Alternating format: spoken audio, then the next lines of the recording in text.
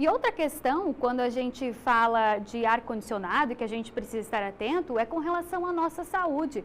Porque quando usado de forma inadequada ou até de forma excessiva, o ar-condicionado, ele pode prejudicar a nossa saúde respiratória. Para falar sobre os cuidados e também fazer esse alerta, eu recebo aqui no estúdio do Jornal do Almoço a Amanda Costa, que é otorrinolaringologista aqui em Chapecó. Muito boa tarde, Amanda. Bem-vinda ao Jornal do Almoço. Muito obrigada, Fran. Eu já começo dizendo que os otorrinos não são inimigos do ar-condicionado, por favor, gente. Mas a gente é a favor do uso consciente do ar-condicionado para, inclusive, beneficiar a nossa via aérea. Então, tem alguns segredinhos, sim, para a gente usar o ar-condicionado e não ter prejuízo. Exatamente. Eu já começo te perguntando, Amanda, quais são esses problemas ou riscos que o uso excessivo do ar-condicionado pode trazer para a nossa saúde respiratória? Primeiramente, é a questão da sujeira no filtro do ar-condicionado. O ar-condicionado, ele tem um dispositivo dentro dele que deve ser limpo para a gente a cada 3 semanas. Então, aquele resíduo de fuligem, resto, ácaros, fica ali dentro uma grande cultura de materiais que são tóxicos para a respiração. Então, o primeiro passo é a questão da limpeza do ar-condicionado. Gostaríamos todos de podermos abrir a janela e ficar refrescados, mas não é o caso. Então, o primeiro passo é a questão da sujeira. O segundo passo é o ressecamento da via aérea, do caminho que o ar faz. Então, 22 a 24 graus realmente é uma temperatura adequada, que vai evitar o ressecamento, que é a segunda principal queixa de quem usa excessivamente o ar-condicionado. E o terceiro ponto é a falta de ventilação. Se a gente fica o tempo inteiro com aquele ar viciado, aquele ar que não foi trocado, a gente vai aumentar a disseminação de doenças, infecções virais e bacterianas. Então, o ar-condicionado pode ser amigo, mas se não bem usado, pode ser um vilão. Exatamente, é o uso consciente. E quais são as dicas, então, para que a gente evite esses problemas de saúde? A adaptação de um umidificador no mesmo ambiente da utilização do ar-condicionado é uma boa dica. O umidificador sem nenhum tipo de óleo ou aromatizador. Ele vai garantir que a umidade fique em torno de 20 a 40%. Quem não tiver esse acessório pode colocar uma bacia de água. Isso vai auxiliar para não ressecar o ar.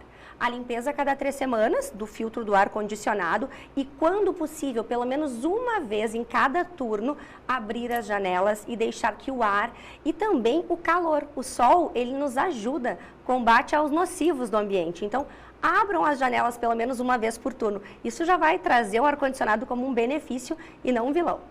Exatamente. Tu citou os umidificadores de ar, é justamente a minha pergunta agora, né? Muita gente pode fazer uso deles, tem que tomar algum cuidado?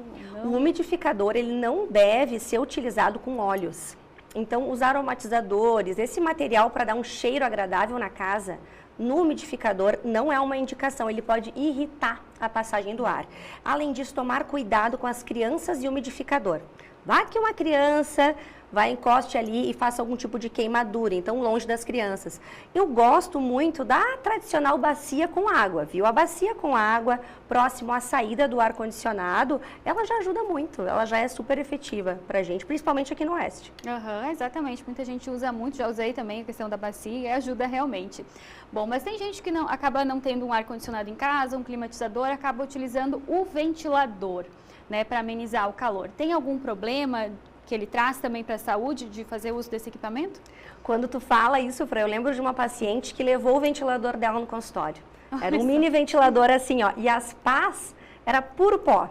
Então, o meu alerta para quem usa ventilador é: limpem as pás com frequência, aí eu diria diariamente. E observem o tipo de ventilação, se é para cima, se é para baixo, para onde está indo esse ar. Eu não recomendo que vocês coloquem o ar diretamente no rosto, por exemplo. Isso é uma estratégia que deixa a via aérea com maior dificuldade para filtrar.